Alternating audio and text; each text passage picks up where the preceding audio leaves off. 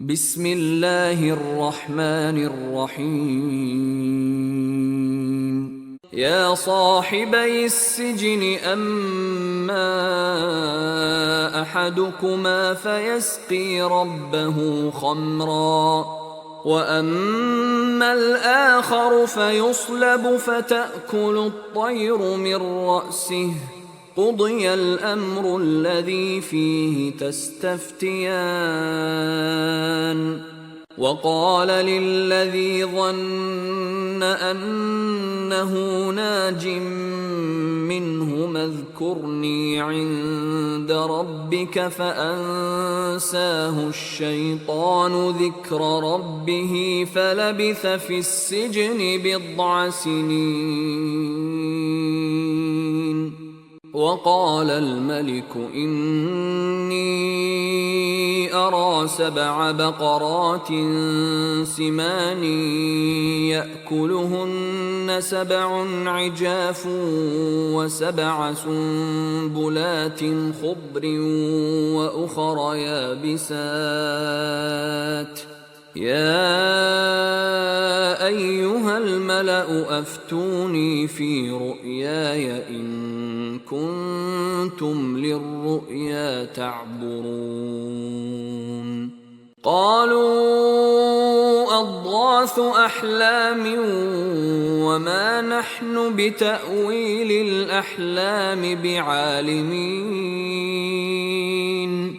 وقال الذي نجا منهما وادكر بعد أمة أنا أنبئكم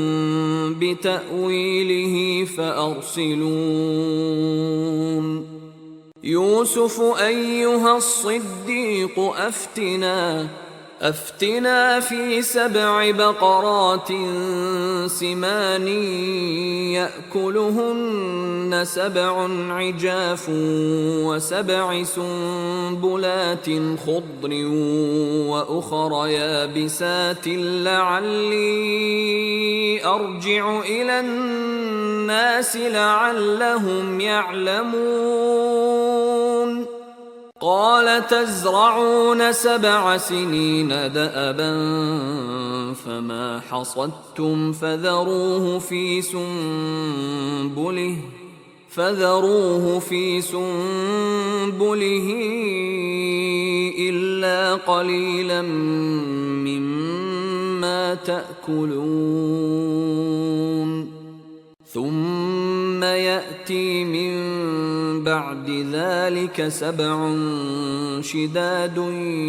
يأكلن ما قدمتم لهن إلا قليلا مما تحصنون ثم يأتي من بعد ذلك عام فيه يغاث الناس وفيه يعصرون وقال الملك ائتوني به فلما جاءه الرسول قال ارجع إلى ربك فاسأله ما بال النسوة اللاتي قطعن أيديهن إن ربي بكيدهن عليم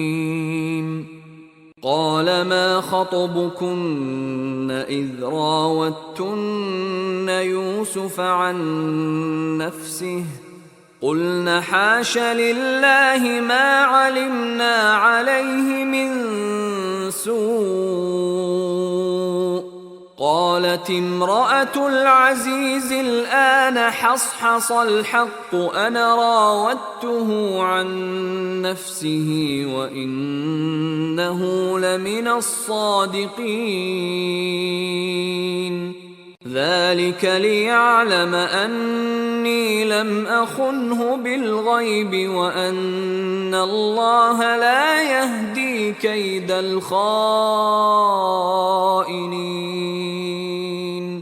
وما أبرئ نفسي إن النفس لأمارة أمارة بالسوء إلا ما رحم ربي إن ربي غفور رحيم. وقال الملك ائتوني به أستخلصه لنفسي فلما كلمه قال إنك اليوم لدينا مكين أمين. قال اجعلني على خزائن